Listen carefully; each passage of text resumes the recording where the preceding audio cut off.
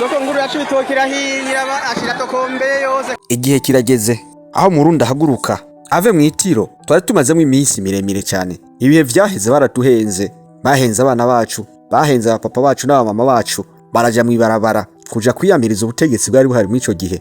Umwaka wa 2015 musanzwe mubizi. None ubahinduye technique yo guturira amasoko yose kugira ngo twanke ubutegetsi twitoreye tubwanke urunuka. Aho tuzoza tubona umusendede tuze dutora amabuye tumutera ndetse tumwifuriza inabi. Kandi hari abantu bobo bibereye hanze y'igihugu bavugira ku ma internet, bavugira ku ma Facebook, bavugira ahantu hatandukanye kugira ngo twe twonyire ducanemwo. Barundi c'ubwenge muri ishinga abo bantu basesa nkuyozi bo bibereye hiyo n'ibijyango yabo yose bibereye hanze y'igihugu. Abana babo bose barabatwaye, twebwe turi mu gihugu tuze turahura n'ingorane babashe kuza baraturyanishamwe. Murundi c'ubwenge kunda igihugu cawe, nta wundi muntu aza kugikundisha utagikunze wonyene ubwawe. Murekane niyo mihimbiri.